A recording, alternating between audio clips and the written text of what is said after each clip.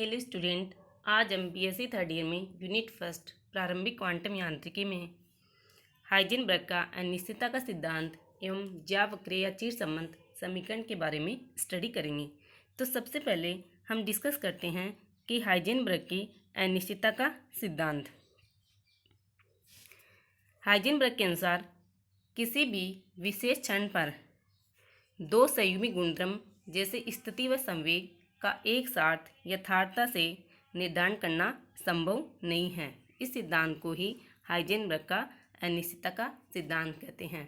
यदि हम कण की स्थिति का यथार्थता से निर्धारण करते हैं तो संवेग में अनिश्चितता हो जाती है एवं किसी कण के संवेग का निर्धारण यथार्थता से करते हैं तो कण की स्थिति में अनिश्चितता हो जाती है। अतः दो संयुग्मी गुणधर्म जो कि एक दूसरे पर निर्भर करते हैं का किसी भी विशेष क्षण पर यथार्थता से निर्धारण असंभव है। अतः कण के एक संयुग्मी गुणधर्म के निर्धारण की सुनिश्चितता से दूसरे गुणधर्म के निर्धारण में अनिश्चितता उत्पन्न हो जाती है। अतः हाइजेनबर्ग के अनिश्चितता सिद्धांत को गणितीय रूप में निम्न प्रकार प्रदर्शित कर सकते हैं कि delta x into delta p is greater than equal to h upon 4 pi, जहाँ डेल्टा एक्स दिशा में कण की स्थिति के निर्धारण करने में अनिश्चितता है तथा डेल्टा पी एक्स दिशा में कण के संवेग का निर्धारण करने में अनिश्चितता है। कभी कभी हम इसे इस रूप में भी लिख सकते हैं कि delta x into delta p लगभग इक्वल टू एच, जहाँ एच प्लांक स्थिरांक है। अब डेल्टा पी बराबर एम डेल्टा वी रखने पर delta x into m delta v is greater than equal to h upon 4 pi. तो यहाँ से delta x into delta v is greater than equal to h upon 4 pi m प्राप्त होता है, जहाँ delta we वेग में किसी कण के वेग में के निर्धारण में अनिश्चितता है। हाइजेनबर्ग के अनिश्चितता सिद्धांत का दूसरा रूप ऊर्जा व समय के रूप में है, जिसे निम्न प्रकार प्रदर्शित किया गया है delta e into delta t is greater than equal to h upon 4 pi, जहाँ डेल्टा ई कण की ऊर्जा में अनिश्चितता है तथा डेल्टा टी समय में अनिश्चितता को रिप्रेजेंट करता है। हाइजेनबर्ग ने बताया कि स्थूल कणों में संवेग का हाइजेनबर्ग ने बताया कि स्थूल कणों में संहति m का मान अधिक होता है, अतः इसके लिए h अपॉन 4 पाई m का मान बहुत कम होगा। अतः delta x into delta we में अनिश्चितताएं नगण्य होंगी। अतः हाइजेनबर्ग का अनिश्चितता का सिद्धांत स्थूल या बड़े कणों पर लागू नहीं होता है, क्योंकि स्थूल कणों का द्रव्यमान अधिक होने के कारण अनिश्चितता नगण्य हो जाती है। परंतु सूक्ष्म कण जैसे इलेक्ट्रॉन आदि पर हाइजेनबर्ग का अनिश्चितता का सिद्धांत लागू होता है, क्योंकि इसके लिए h अपॉन 4 पाई m का मान अधिक हो जाता है। अतः इसे हम नगण्य नहीं मान सकते और अनिश्चितता बढ़ जाती है। अब हम डिस्कस करेंगे कि किस प्रकार हाइजेनबर्ग का अनिश्चितता का सिद्धांत बोर मॉडल के अगेंस्ट है, क्योंकि हम जानते हैं कि बोर मॉडल के अनुसार इलेक्ट्रॉन निश्चित कक्षाओं में चक्कर लगाते हैं, अर्थात उनकी स्थिति फिक्स होती है, जिससे इनका संवेग भी निश्चित होता है।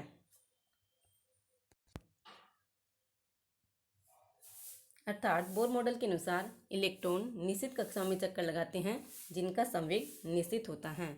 इससे स्पष्ट है कि इलेक्ट्रॉन की स्थिति व संवेग दोनों निश्चित हैं, परंतु हाइजेनबर्ग की अनिश्चितता के सिद्धांत के अनुसार यदि हम इलेक्ट्रॉन की स्थिति का निर्धारण यथार्थता से करते हैं तो उसके संवेग का निर्धारण यथार्थता से संभव नहीं है। अतः इलेक्ट्रॉन की स्थिति व संवेग दोनों का यथार्थता से मापन नहीं किया जा सकता। यदि इलेक्ट्रॉन की स्थिति में निश्चितता होगी तो इलेक्ट्रॉन के संवेग में अनिश्चितता हो जाएगी, और यदि इलेक्ट्रॉन के संवेग में निश्चितता होगी तो इलेक्ट्रॉन की स्थिति में अनिश्चितता हो जाएगी। अतः हाइजेनबर्ग का अनिश्चितता का सिद्धांत बोर मॉडल के अगेंस्ट है। अब हम एक क्वेश्चन डिस्कस करेंगे। दिया हुआ कि स्थिति में अनिश्चितता 0.1 नैनोमीटर है तो इलेक्ट्रॉन के वेग में अनिश्चितता की गणना कीजिए। क्योंकि हम जानते हैं कि हाइजेनबर्ग के अनिश्चितता सिद्धांत से delta x into delta p बराबर h/4 है, जहाँ डेल्टा पी बराबर m डेल्टा वी रखने पर delta x into m delta we बराबर h/4 प्राप्त होता है।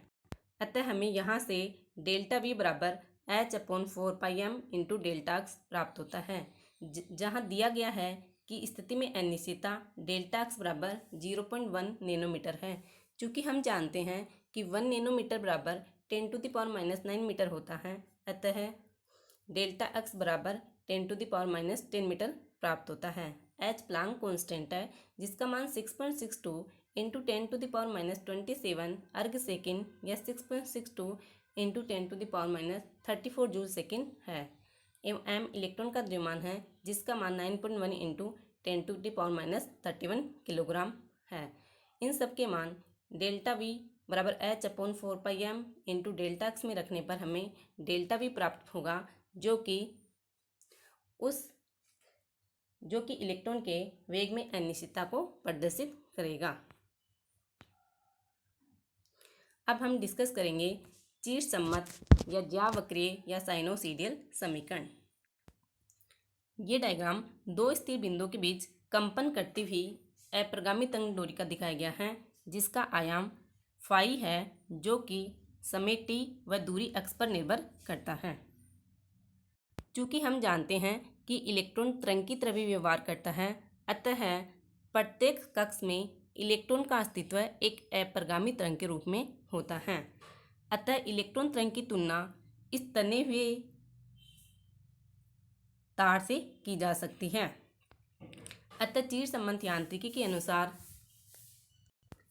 इलेक्ट्रॉन तरंग के लिए निम्न समीकरण होगी, जो कि निम्न प्रकार है। Del square phi upon del x square बराबर 1/v square del square phi upon del T square, जहाँ v तरंग का वेग है जिससे तरंग अक्ष दिशा में आगे बढ़ती है।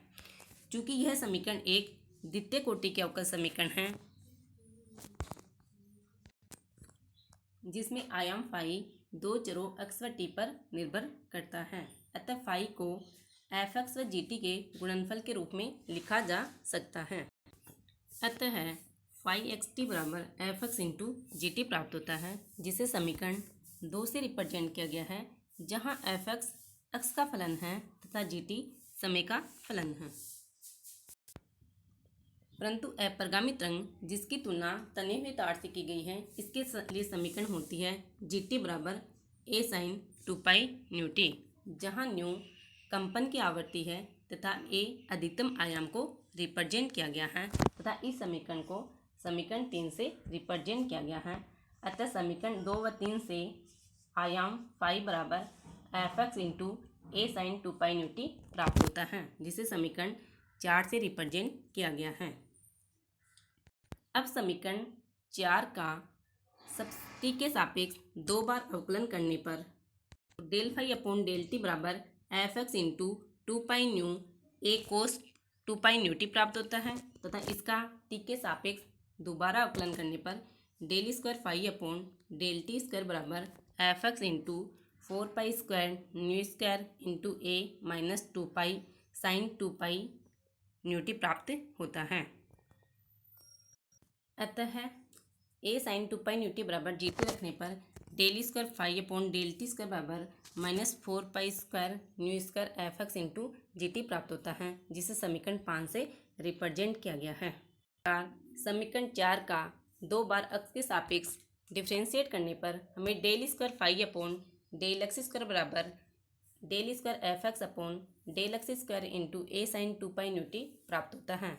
इसी प्रकार ए साइन 2π/ν बराबर जी टी रखने पर हमें del square phi upon del x square बराबर del square F x upon del x square into G T प्राप्त होता है, जिसे समीकरण 6 से रिप्रेजेंट किया गया है।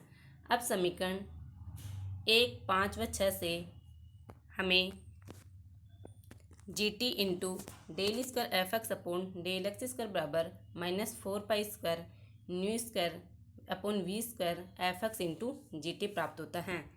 अतः इसे सोल्व करने पर हमें del square F x upon del x square बराबर -4 pi square nu square upon V square into F x प्राप्त होता है। चूँकि हम जानते हैं कि आवृत्ति व तरंगदैर्ध्य में निम्न संबंध होता है न्यू बराबर वी अपॉन लेमडा, जहाँ न्यू आवृत्ति तथा लेमडा तरंगदैर्ध्य व वी वेग को रिप्रेजेंट करता है। अतः यहाँ से तरंग का वेग v बराबर न्यू लेमडा प्राप्त होता है, जिसे समीकरण 7 में रखने पर del square F x upon del x square बराबर -4 pi square nu square upon nu square lambda square into F x प्राप्त होता है तथा इसे सोल्व करने पर हमें del square F x upon del x square बराबर -4 pi square upon lambda square into F x प्राप्त होता है, जिसे समीकरण 9 से रिप्रेजेंट करती है। और यही वह समीकरण है जो कि तरंग के अक्ष दिशा में गमन करने पर उसके लिए उपयुक्त है।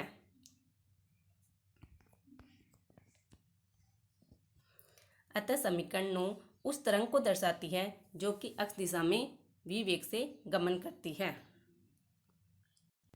परंतु हम जानते हैं कि इलेक्ट्रॉन की गति स्पेस में होती है। अतः इसके लिए त्रिविमीय समीकरण रखने पर जिसमें एफ एक्स को साई के द्वारा बदल दिया जाता है, जहां एफ एक्स बराबर साई एक्स वाई जेड रखने पर, अतः समीकरण 9 से del square psi upon del x square plus del square psi upon del y square plus del square psi upon del z square बराबर -4 pi square upon lambda square psi प्राप्त होता है।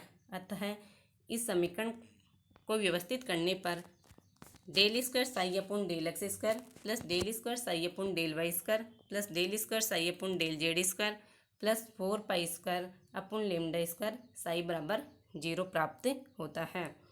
यह समीकरण ही चीड़ संबंध या ज्यावक्रीय या साइनोसॉइडल समीकरण कहलाती है, जो कि इलेक्ट्रॉन की त्रिविमीय समीकरण है। और यह समीकरण सभी प्रकार के कणों जैसे इलेक्ट्रॉन, प्रोटॉन, परमाणु, फोटोन आदि के लिए उपयुक्त होती है।